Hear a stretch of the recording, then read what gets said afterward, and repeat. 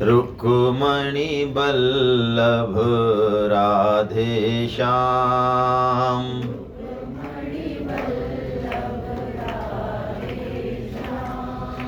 श्री राम जय जय राम।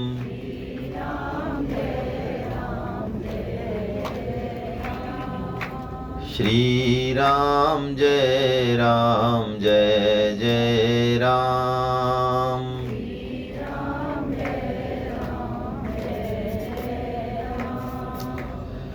वसुदेव सुतं देवं कंस चाणूरमर्दनं, देवकी परमानंदं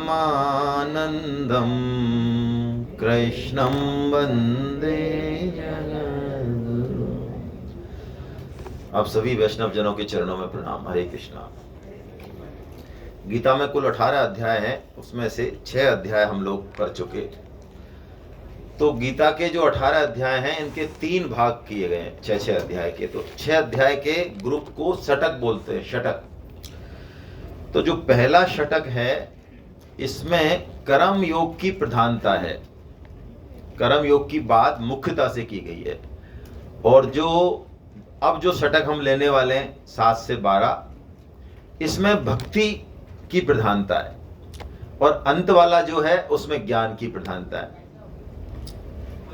तो भक्ति की जो शुरुआत है वो भगवान खुद ही करते हैं। जैसे आपको यदि वो श्लोक याद हो पुराने, है ना, जो हमने 6.46 और 6.47 लिए थे, दोबारा से उसको थोड़ा सा रिकैप कर लें। भगवान ने 6.46 में ये कहा था कि अर्जुन तू योगी हो जा। क्यों? क्योंकि योगी ज्ञानी से भी, कर्मी से भी और तपस्वी से भी बड़ा है, श्रेष्ठ। ज्ञानी कौन है? ज्ञानी वो हैं जिनको बहुत सारे वेदों का, शास्त्रों का ज्ञान है, वो ज्ञानी है। तपस्वी कौन है? जो शरीर को कष्ट दे रहे हैं, खूब सारी तपस्या कर रहे हैं, वो तपस्वी हैं। और कर्मी कौन है? कर्मी वो हैं जो अच्छे अच्छे शुभ कर्म कर रहे हैं, बड़े बड़े परोपकार कर रहे हैं, यज्ञ कर रहे हैं, वो कर्मी हैं। तो यानी इन सब से योगी श्रेष्ठ है, ऐसा भगवान ने कह दिया। अब हमको समझना चाहिए कि ये ज्ञानी, कर्मी और तपस्वियों से योगी श्रेष्ठ है। लेकिन कारण क्या है योगी की श्रेष्ठता का? कारण है कि कर्मी, ज्ञानी और तपस्वी ये सकाम भाव से काम करते हैं। भाई इतनी बात करोगे तो फिर कैसे बोल पाएंगे?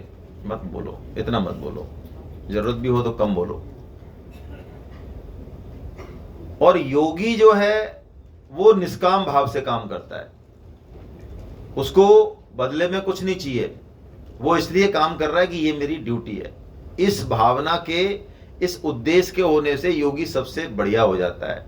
लेकिन भगवान यहां पर रुके नहीं। भगवान ने कहा योगियों में भी सर्वश्रेष्ठ योगी कौन है वो मैं तुझे बताऊंगा। योगी तो इन 3 से श्रेष्ठ हो गया, लेकिन सर्वश्रेष्ठ योगी कौन है वो मैं तुझे बताऊंगा।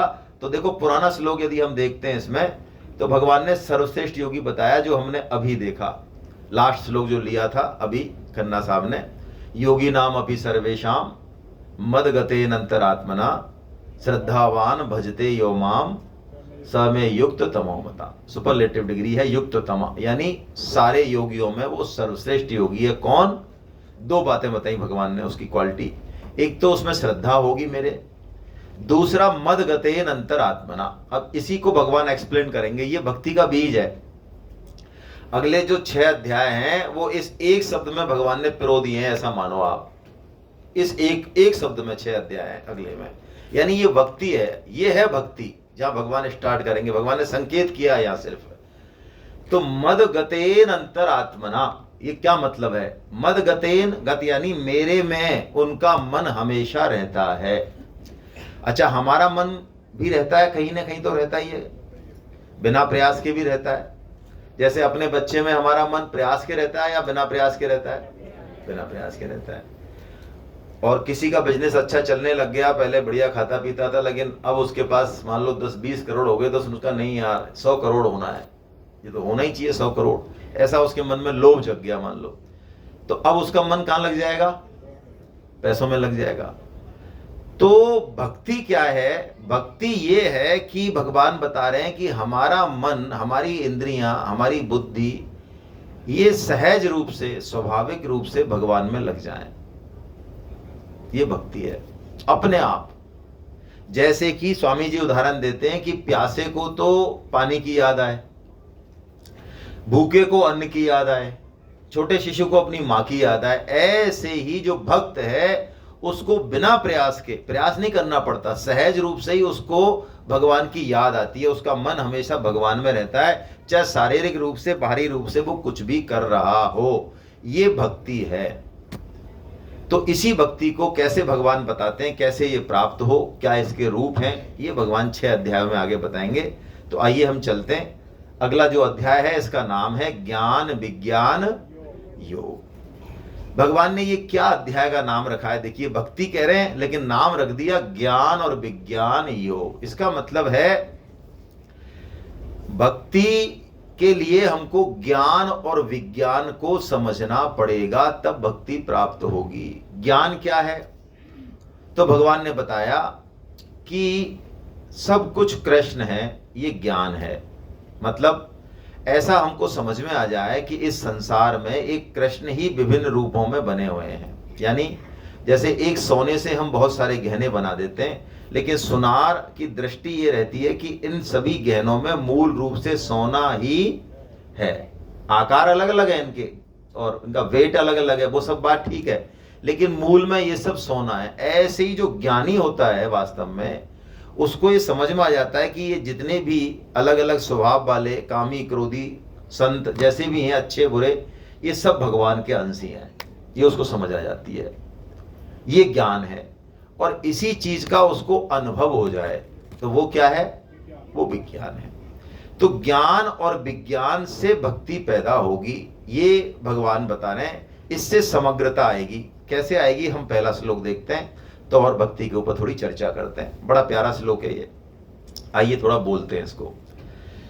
मय्यासक्त मनः पार्थ योगं युञ्जन मदाश्रयः असंशयं समग्रं मां यथा ज्ञास्यसि तच्छृणु। भगवान कह रहे हैं मय्यासक्त मना पार्थ योगम युंजन मदाश्रय। 2 बात भगवान ने भक्ति के लिए कही कि यदि हमको अपने जीवन में भक्ति लानी है या भक्ति को समझना है तो ये 2 चीजें हमारे पास होनी चाहिए। इनसे भक्ति पूरी हो जाती है, कंप्लीट, है ना। इसी बात को, इन्हीं 2 बातों को भगवान 4 बातों में कहेंगे। 9.34 जब 9वें अध्याय का कल जब लेंगे 34वां श्लोक, अंतिम श्लोक, तो वहां भगवान इन्हीं 2 बातों को 4 बातों को कहेंगे। मन मना भव मद भक्तो मध्याजी माम नमस्कुरु। इन्हीं बातों को क्या है ये 2 बात? इन दोनों बातों को भी समझते हैं और फिर नीचे की लाइन को भी समझते हैं। भगवान कह रहे हैं मय्यासक्त मनः पार्थ। जो बात हम अभी कर रहे थे मद गतेन अंतरात्मना से, वही बात भगवान ने मय्यासक्त मना से कह दी। यानी तेरा मन मुझ में क्या हो? आसक्त हो। आसक्ति समझते हैं? आसक्ति वो होती है जो छूटती नहीं है।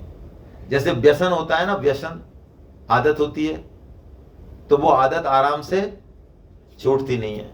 बोलने की आदत होती है, बैठने की होती है, खाने की होती है, कई सारी आदतें तो होती हैं हमारी, है ना, कई सबकी अलग अलग होती है, वो आसानी से छूटती नहीं है। या फिर किसी को वैसी आदत है सिगरेट पीने की, तंबाकू खाने की और कुछ भी, है ना, ड्रिंक्स करने की, वो आदत भी आराम से नहीं छूटती है। तो किसी को भी यदि कोई आदत है तो उस आदत में, जैसे मान लो किसी को कोई स्मोकिंग करता है, चेन स्मोकर है, और वो इस सेमिनार में आ जाए और पहला ही सेशन 2 घंटे का हो जाए और उसको हर आधे घंटे में चाहिए, तो क्या बीतेगी उसके संग? अब आप कितना ही कहते रहो कि आपने आज बहुत रस पिला दिया और मक्खन पिला दिया और भगवान कृष्ण की वाणी बता दी और ये तो बहुत ही जबरदस्त है और मजा आ गया, लेकिन जो चैन स्मोकर है उसका आधे घंटे के बाद ध्यान कहां चला जाएगा?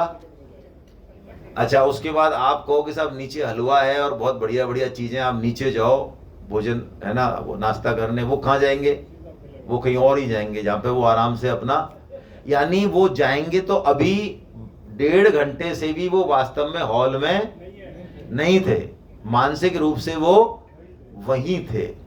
तो भक्त क्या है? भक्त दिनों रात संसार में रहेगा, परिवार में रहेगा, लगेगा कि घोर कर्म में उलझा हुआ है, खूब सारा कर्म कर रहा है, लेकिन उसका मन अंदर से भगवान में रहता है, आसक्त है, वो उसका वश नहीं है। जैसे गोपियां कहती हैं ना, गोपियां कहती हैं कि अरे भाई इस कृष्ण से कोई प्रेम मत करना। गोपी कहती हैं, वृंदावन में एक पद है, गोपी कहती है कि अरे वो रास्ता है ना उधर जो गांव के बाहर वाला है, दूसरी से सखी से कह रही है उधर मत चले जाना। कि क्यों? उधर क्या है कि उधर एक त्रिभंगी जो है, कमर पे हाथ रख के काला कलूटा एक लड़का खड़ा है, और यदि तूने उसको देख लिया तो फिर तू किसी काम की नहीं रहेगी। नारायण बोरी भई डोले, रही न काहू काम की, मोय लगन लगी घनश्याम की। है तू फिर किसी काम की नहीं रहेगी, तेरे को तेरे शरीर के मन के ऊपर वश नहीं रहेगा, तू ऐसी हो जाएगी बावड़ी बिल्कुल। इसलिए वहां मत जाना। तेरे को यदि अपने पति से प्रेम है, घर से प्रेम है और दुनियादारी से प्रेम है, तो उधर मत चली जाना। हाँ, उधर वो खड़ा है, श्याम सुंदर खड़ा है। तो ऐसा इसका मन आसक्त हो जाता है। ये भक्ति का पहला पिलर, ये पहला पिलर। एक पिलर और दिया भगवान ने पूरा करने के लिए। आगे क्या बोला भगवान ने? योगम युंजन मदाश्रय। योग यानी युक्ति, उपाय, साधन। युंजन यानी करना, यानी हमें साधन तो करना है, नाम जप करना है, गीता पढ़नी है ना, क्लास में जाना है, और भी जो भी काम करते हैं हम करने।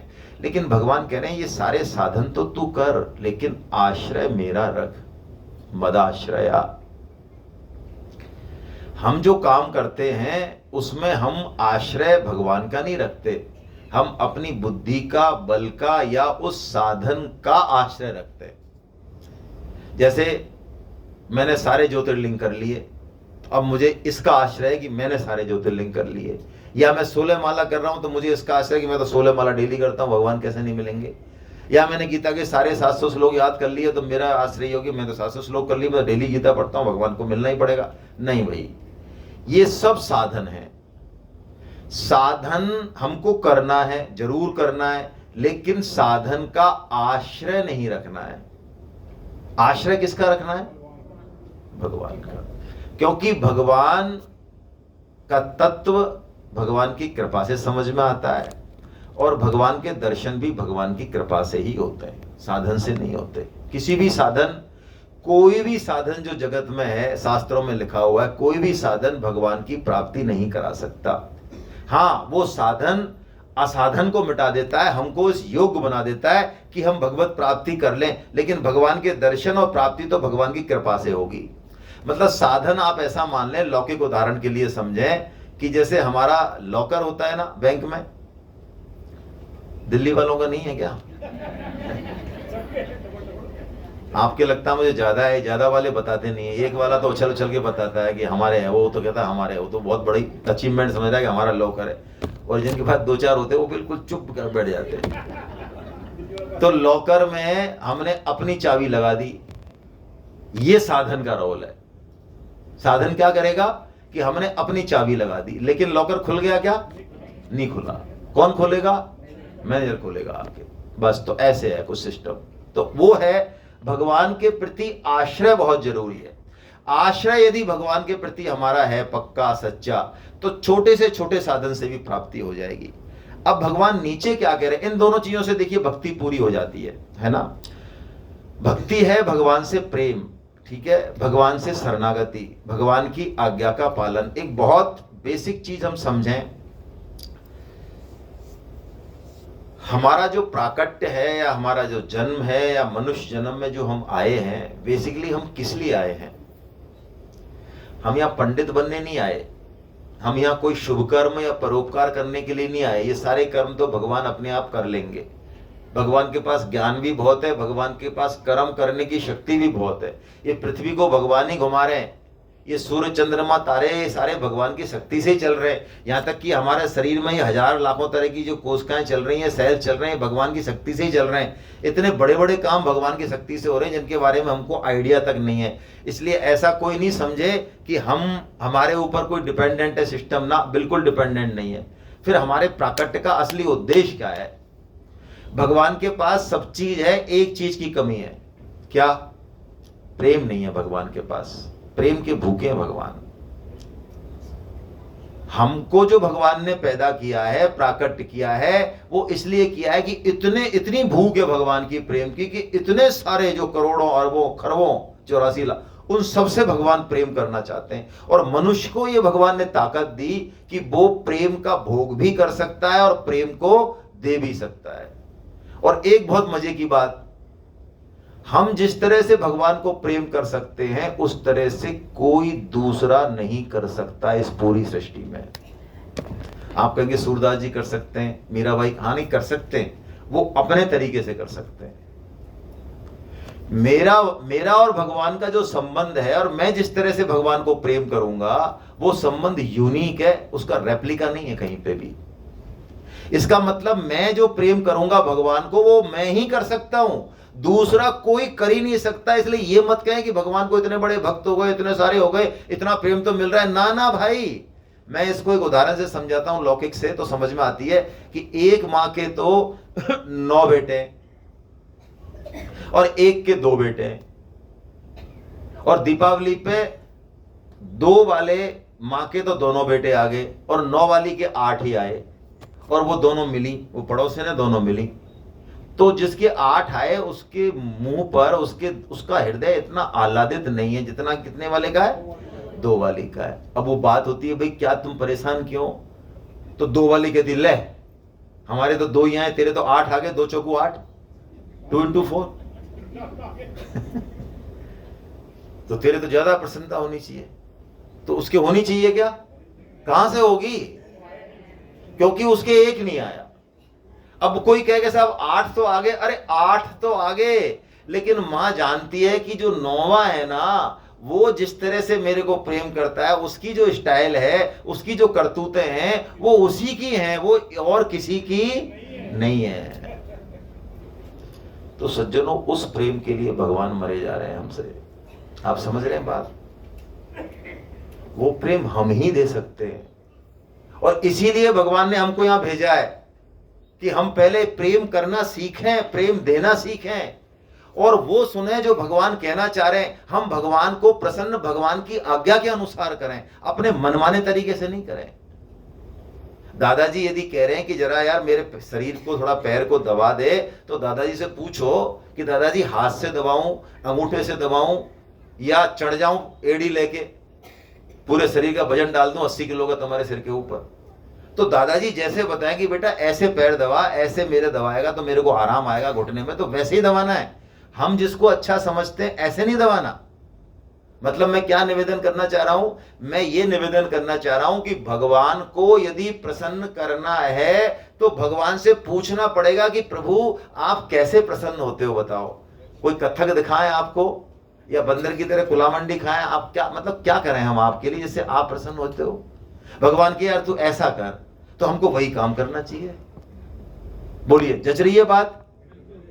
या भगवान कुछ भी कहते रहे और मेरे को जो अच्छा लगता है मैं वही करूं? तो हमने कभी पूछा क्या भगवान से? हम तो अपना मनमाना चलाते हैं। तो गीता में भगवान एक जगह ये बताएंगे कि मैं सबसे ज्यादा प्रसन्न किस चीज से होता हूं। किस चीज से होता हूं? मैं नए साधकों के लिए बता रहा हूं।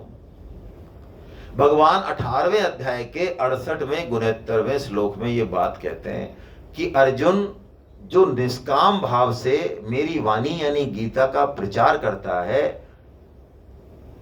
वो मेरा सबसे ज्यादा प्रिय है, और उससे ज्यादा प्रिय ना तो कोई मेरा होगा और न कभी हुआ। और मुझे प्राप्त होगा वो तो छोटी सी बात है, वो कहते हैं वो मुझे ही प्राप्त होगा, इसमें तो कोई संशय ही नहीं है। यदि कोई मेरी बात को मेरे भक्तों में, मेरे जनों में कहे तो वो मुझे ही प्राप्त होगा, ये तो कोई बहुत बड़ी बात है ही नहीं। मैं तो ये कह रहा हूं उससे ज्यादा प्रिय ना तो कोई मेरा हुआ और ना होगा। हमारे देवराज जी गर्ग जो बैठे हैं यहाँ पे, इनका कोई सेमिनार में काम नहीं है, ना तो ये आचार्य हैं, ना इनको ऐसा नहीं है, फ्री भी हैं, उनकी दुकान है वहाँ पे, गोरस के उत्पाद ये बेचते हैं। लेकिन ये इसलिए आए, मैंने इनको सुबह बात करी, भाई तुम कैसे आए जयपुर से यहाँ?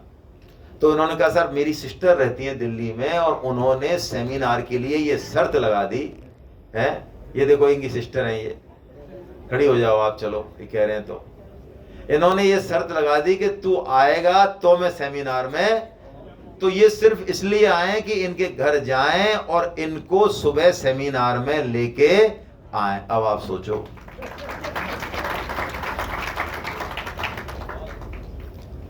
मैं एक बात और कहता हूं,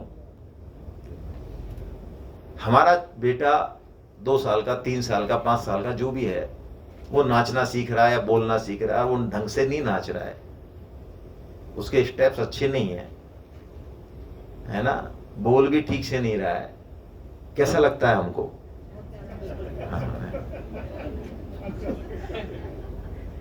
अच्छा, दूसरे का जो फर्राटेदार संस्कृत बोल रहा है उससे भी अच्छा लग रहा है क्या? हाँ, उससे भी अच्छा लग रहा है। आप समझ रहे हैं बात?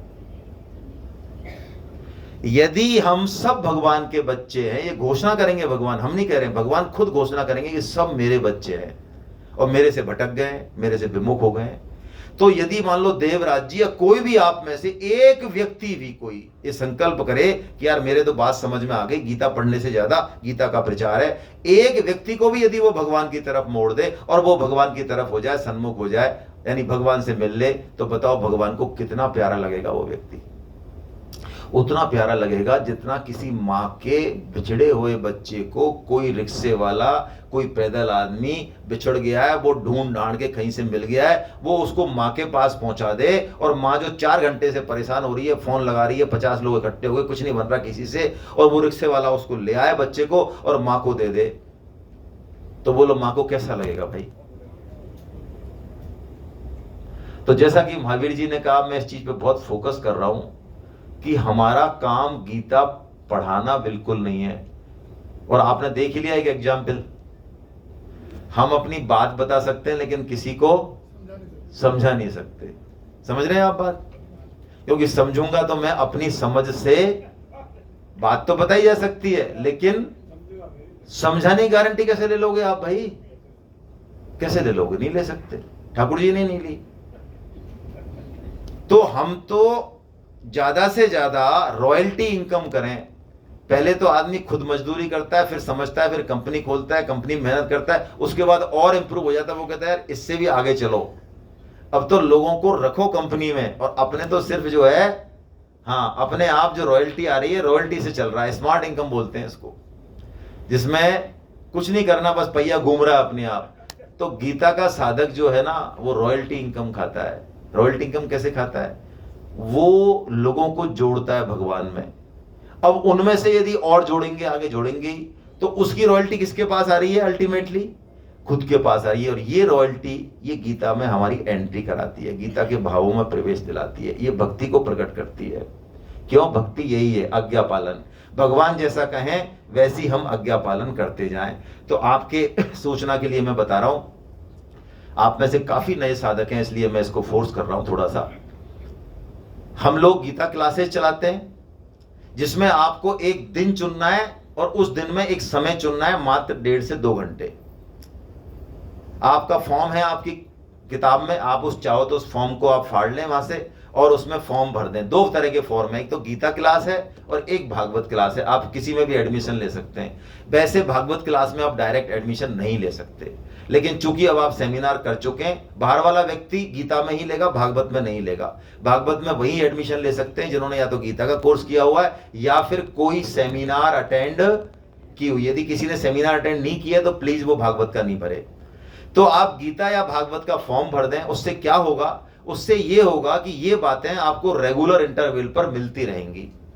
और अभी जो आपको थोड़ा अच्छा लग रहा है, यदि आप इससे सिस्टम से जुड़े नहीं रहे तो आप मानिए, हमारा अनुभव है ये कि आप कंटिन्यू बहुत दिनों तक नहीं कर पाएंगे, क्योंकि संसार एक ऐसा है जो प्रबल है, जो खींच लेगा, हमें खींच लेगा। इसलिए एक पर्टिकुलर पक्के सिस्टम से जुड़िए। तो मेरा आपसे निवेदन है, आज आप इस फॉर्म को भर लें और कल जो है इसको जमा करा दें। इसमें एक फीस है जो जानबूझ के हमने रखी है। गीता में तो 550 रुपये की फीस है। उसमें 2 ऑप्शन है नीचे आपके, आप तो पहले क्लास व्लास टिक कर दें, है ना। 2 ऑप्शन है, आप चाहें तो उन पैसों को वापस ले लें। 550 में से हम 500 रुपये वापस देते हैं, 50 रुपये काटते हैं, ठीक है ना। और चाहें तो उसको गौशाला में डोनेट कर दें। आप बिल्कुल फ्री हैं, जो भी ऑप्शन चुनना चाहें। यदि आप वापस का ऑप्शन लेंगे तो आपको पैसे वापस मिलेंगे, गौशाला का ऑप्शन लेंगे तो आपको गौशाला में चले जाएंगे। गौशाला में हम चेक से पैसे देते हैं, ऐसे नहीं देते हैं, बाकायदा उसकी फोटो कॉपी जाती है सबको ग्रुप्स में, और प्रोमिनेंट गौशालाओं को देते हैं, ठीक है। तो आप ये फॉर्म अवश्य भर दें, इससे आप हमसे जुड़े रहेंगे।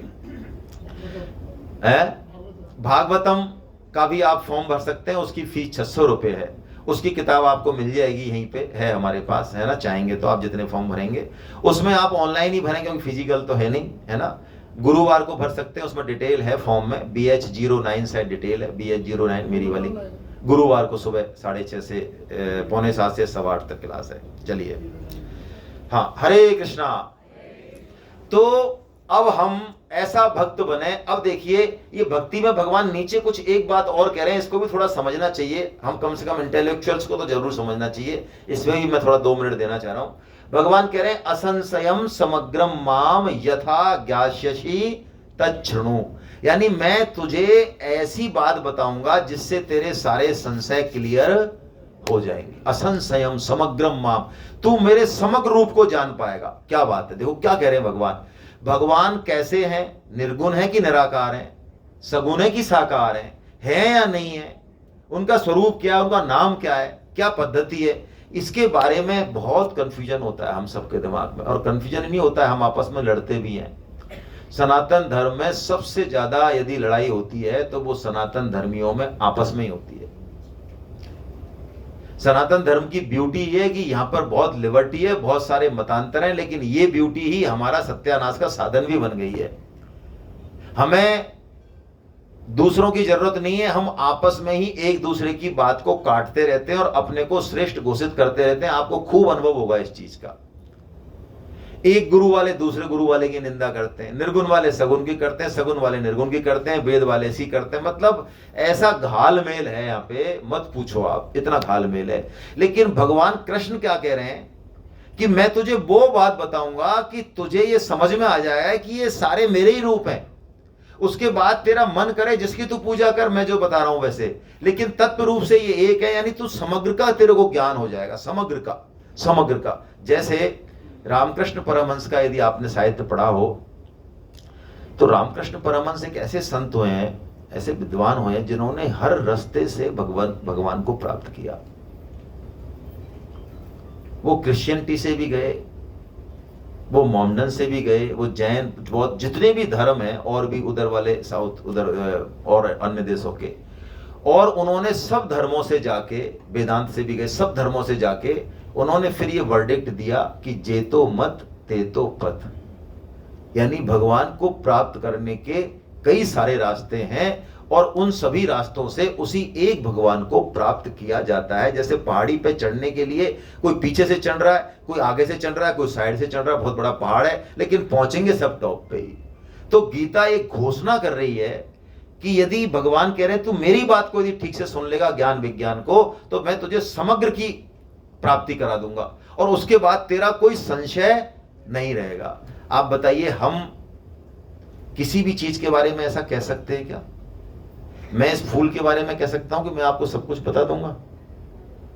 हेलो, मोबाइल के बारे में, आप किसी भी एक चीज के बारे में हम कह सकते हैं कि मैं, यार तुम कुछ भी पूछ लो इसके बारे में मैं सब कुछ बता दूंगा? बता सकते हैं क्या?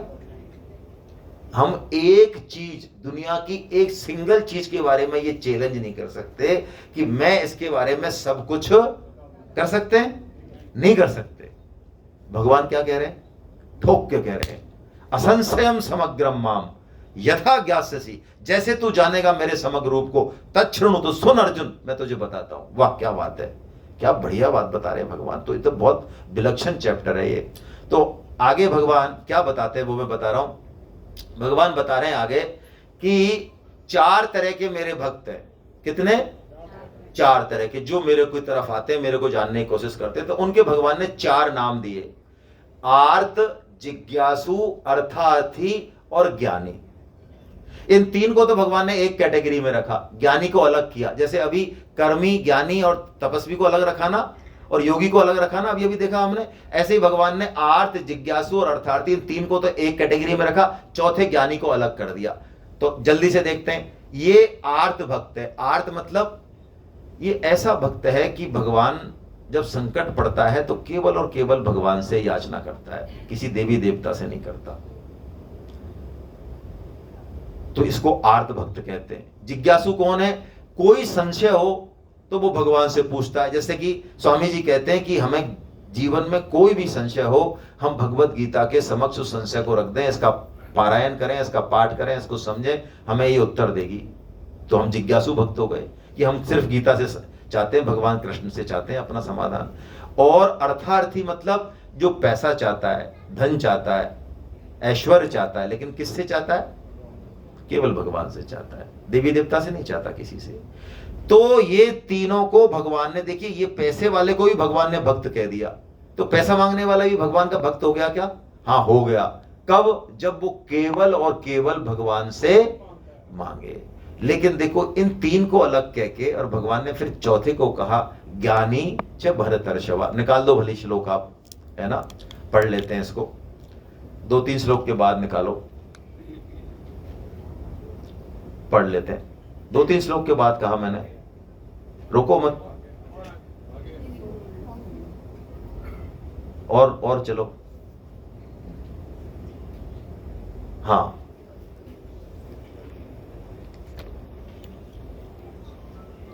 पढ़ते हैं, देखिए।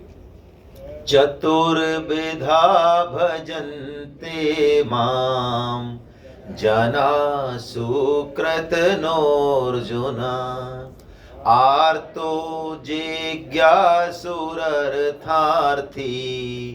ज्ञानी च भरतर्षभा। इसको रहने दो, इसको रहने दो। 4 तरह के भक्त, ठीक है। अब देखिए मैंने आर्त, जिज्ञासु और अर्थार्थी बता दिए। ज्ञानी को भगवान ने अलग से लिखा। ज्ञानी क्या है? ज्ञानी कहते हैं, नीचे के श्लोक में भगवान ने कहा, मैं हिंदी अर्थी ले रहा हूं, कि ज्ञानी तो मेरी आत्मा है, आत्मा। आहा, ऐसे भक्त के पीछे पीछे ये 3 भक्त तो भगवान के पीछे हैं, और ये चौथा भक्त ऐसा है कि भगवान इसके पीछे है। ये 3 भक्त भगवान से कुछ मांगते हैं, और ये चौथा भक्त ऐसा है कि भगवान इसके पीछे घूमते हैं कि यार तू कभी तो कुछ मांग ले, मैं बड़ा परेशान हो गया यार, तू कुछ मांगता ही नहीं है, हमेशा मेरा ही काम करता रहता, कुछ तो तू मांग ले मेरे को राजी करने के लिए। ये कहते भगवान हमें कुछ चाहिए ही नहीं है, आपका कुछ नहीं चाहिए। यानी ये भक्त तो क्या चाहता है भगवान से? यदि मांगता भी है तो ये मांगता है कि प्रभु आप ये बताओ, आप किस चीज से राजी होते हो, हम आपके लिए क्या करें। आप राजी तो आपकी राजी से तो हम राजी, आप सुखी तो हम सुखी। यानी इसको ये समझ में आ गया कि भगवान की सेवा करना, भगवान की आज्ञा का पालन करना, भगवान को खुश करने का मंत्र है ये, कि खुद भी हम सुख हो जाएं, सुखी हो जाएं, ये मंत्र है ना। जैसे एक उन्होंने क्या नाम है, रहीम जी ने शायद पद लिखा है, ये मैं 2 लाइन कहता हूं। ये ज्ञानी भक्त का भाव है। दुख मोर नहीं उनते कहियो, सुन के बह भी दुख पावेंगे, हम भोगत हैं अपने कृत्य को, कब तक जूलो तरसावेंगे। यानी ये कह रहा मेरा दुख मत बताना भगवान को, ये तो मेरे कर्मों का फल है ना, ना ना ना ना, मेरे को दुखों का इलाज नहीं चाहिए, है ना। तो क्या होगा?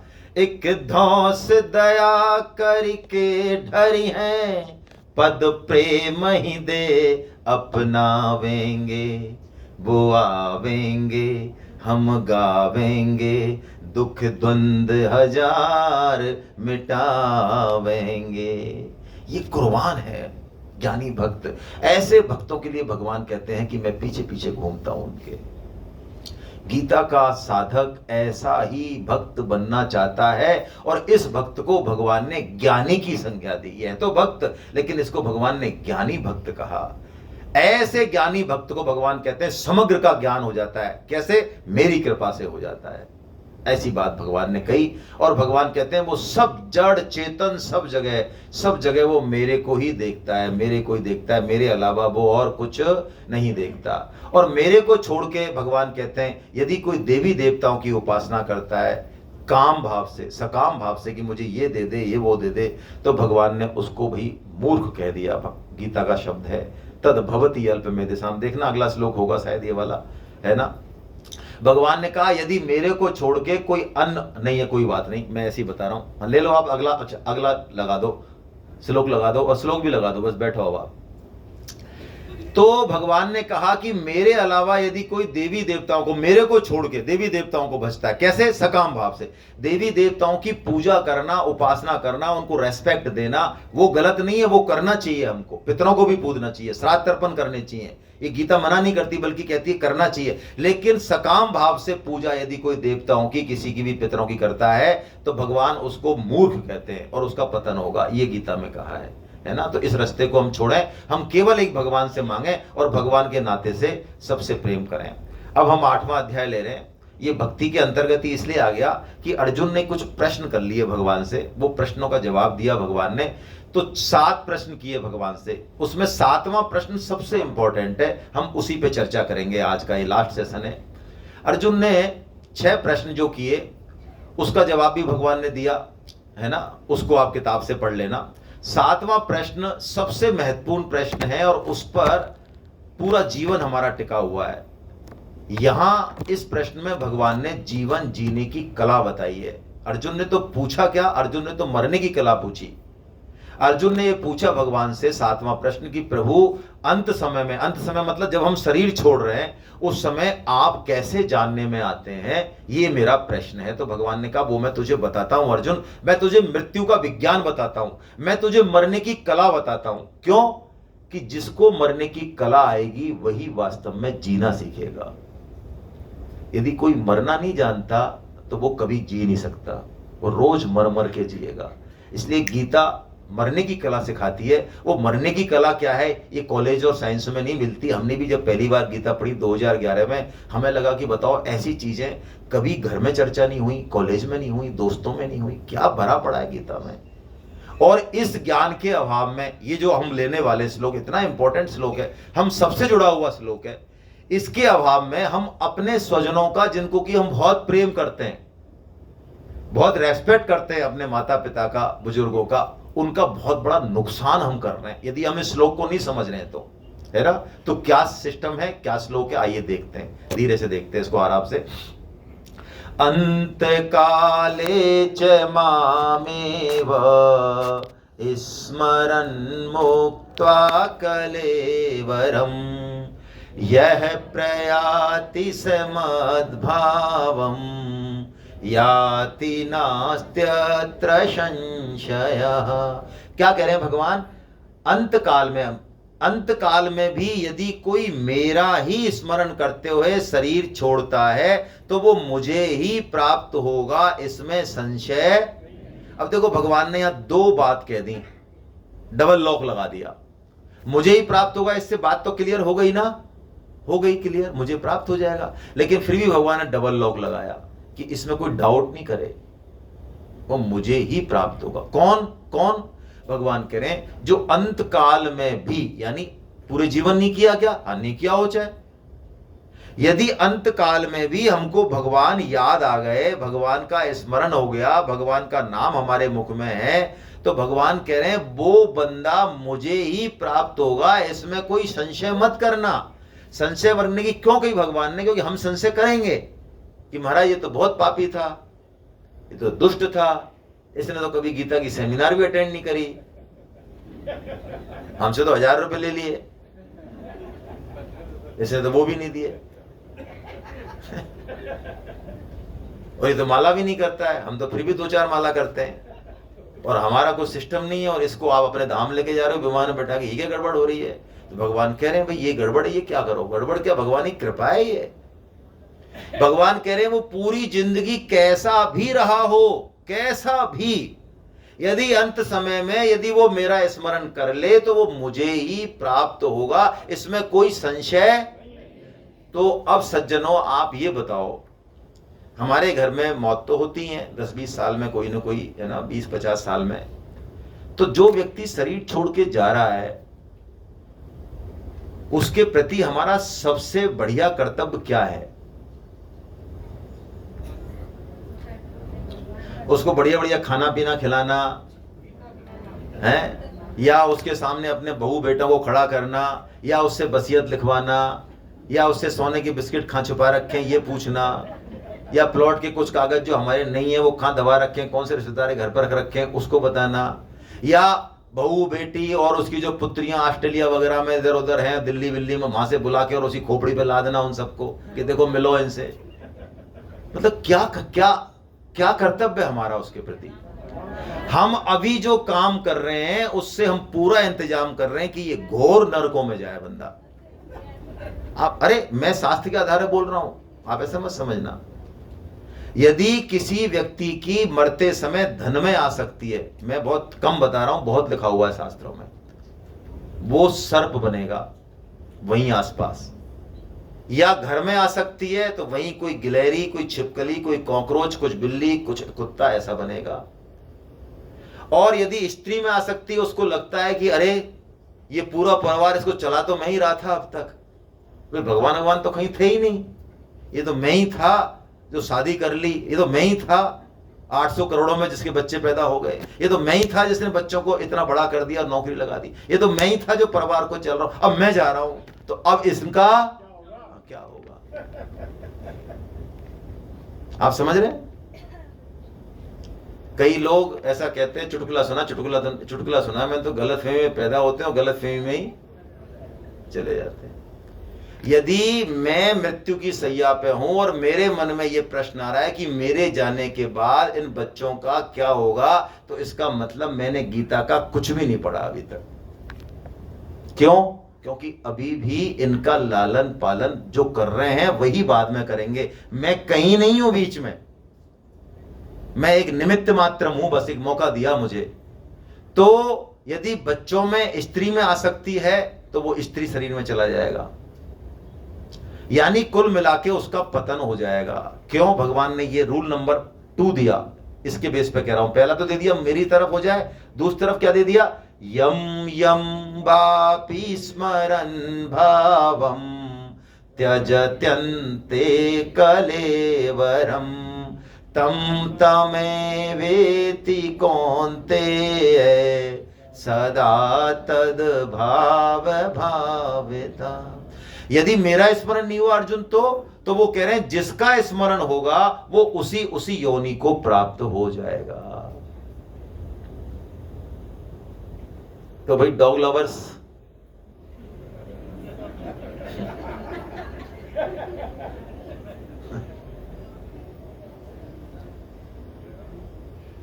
कुत्ता पालने की गीता में तो मना नहीं है, लेकिन कुत्ता किसी परिस्थिति बस पाला भी जा सके मान लो, तो कुत्ता एक योनि है और उसका एक गुण धर्म है।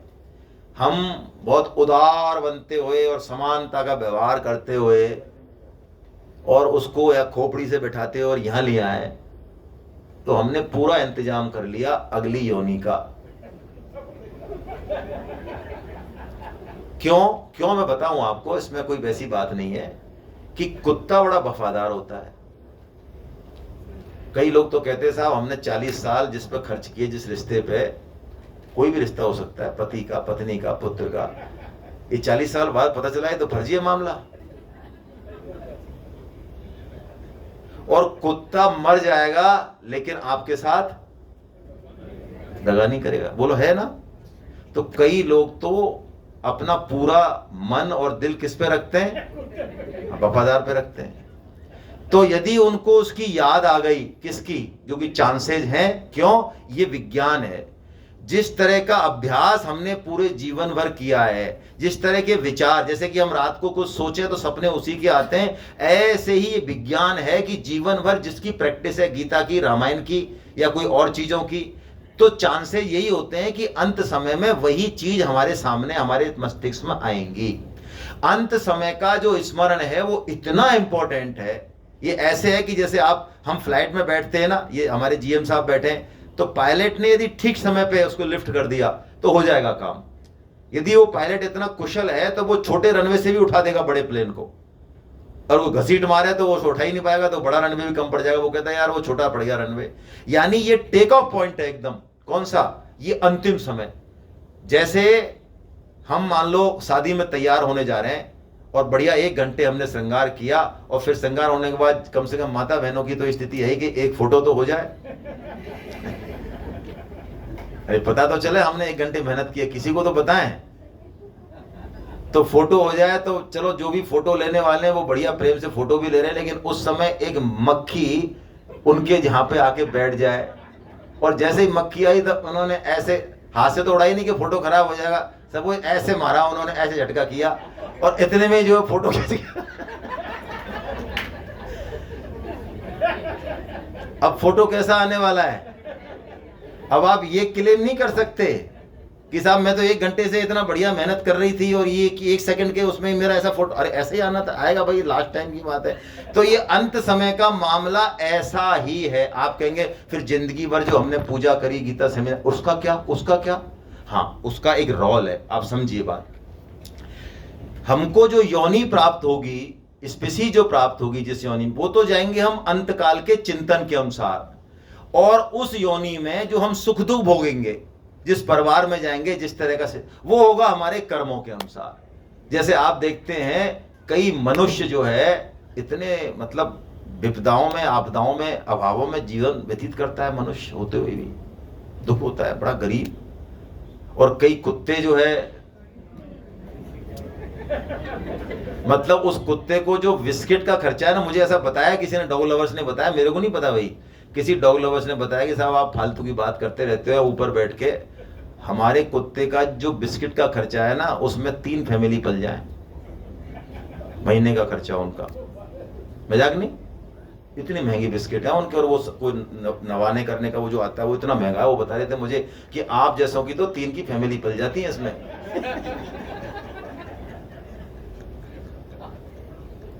हाँ, हमारे जैसों की भाई, बोलने से क्या होता है, जैसे हैं वो सो तो है ही ना, एक लेवल तो है ही ना जीवन जीने का, तो हमारे खर्चा होगा। तो वो कह रहे हैं आप जैसों की 3 फैमिली पल जाती है, हमारी एक कुत्ते में जितना हम खर्चा करते हैं। तो बहुत अच्छा है भैया, ये तो बहुत ही बढ़िया है। अंबानी के घर में कोई कुत्ता गया है तो इसका मतलब उस बंदे ने यार कुछ तो ढंग के काम किए ही होंगे। उसको जो है आईटी कंपनी का हेड भी आके उसको ऐसे ऐसे सहलाएगा, उस कुत्ते को ऐसा खुश करेगा, कुत्ता खुश हो जाए तो अंबानी खुश हो जाए यार।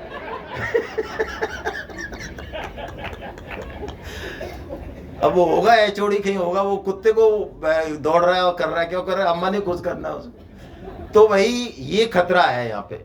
इसलिए अब हमको क्या करना चाहिए, ये भगवान ने रूल नंबर 1 और 2 बता दिए। अटल है ये रूल, कोई ये नहीं समझे इस रूल में कोई एक्सक्यूज हो जाएगा। नो एक्सक्यूज, नो एक्सक्यूज, है ना।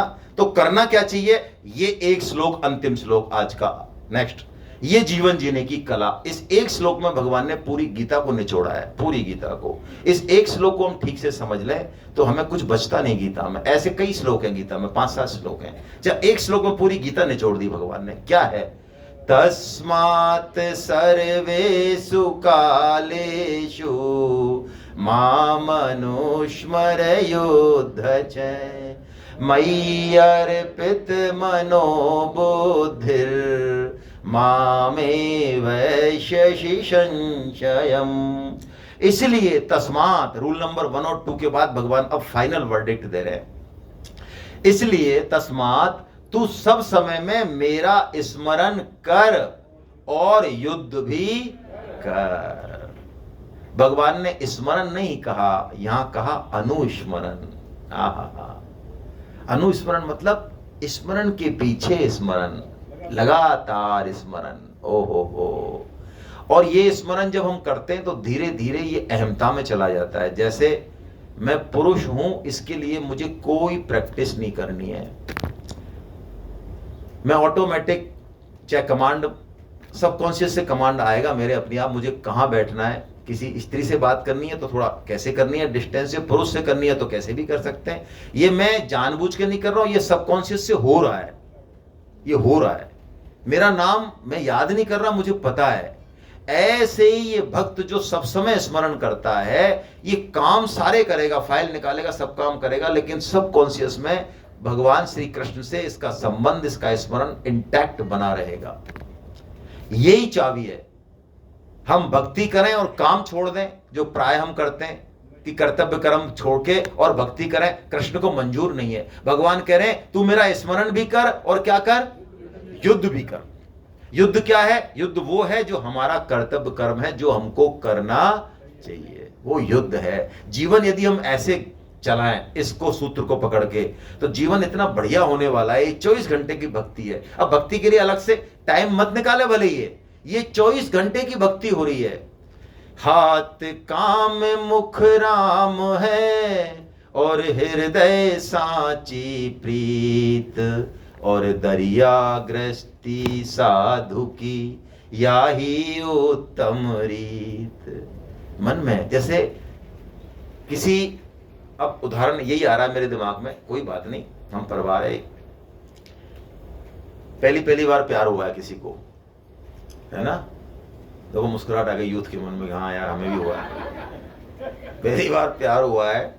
और 10 बजे जो है जवाहर, हमारे पास तो जवाहर सर्किल ही है, इसलिए मैं जवाहर सर्किल का नाम ले रहा हूँ, जयपुर में जवाहर सर्किल पर आपके फ्रेंड ने फोन किया कि भैया आ जाना। अब वो 10 बजे जाना चाह रही है और उसकी मम्मी ने उसको काम पे लगा दिया अनइंटेंशनली, इंटेंशनली नहीं अनइंटेंशनली, कि बेटा जरा ये चटनी पीस दे, ऐसा कर बेटा, ये जरा ये भी लगा दे। अब वो काम भी सारा कर रही है, क्यों? जल्दी जल्दी कर रही है, स्किलफुल कर रही है, क्यों? उसको उतने सारे काम, 3-4 काम करती हुई भी उसके मन में ये टारगेट है कि 10 बजे मुझे जवाहर सर्किल पहुंचना है। बस ये है भक्त, जो 24 घंटे चाहे संसार में डूबा रहेगा, लेकिन हमेशा इसके दिमाग, हर हृदय में प्रभु स्मरण रहेगा। इसी बात को हम आगे बढ़ाएंगे कल। गोविंद जय जय गोपाल जय।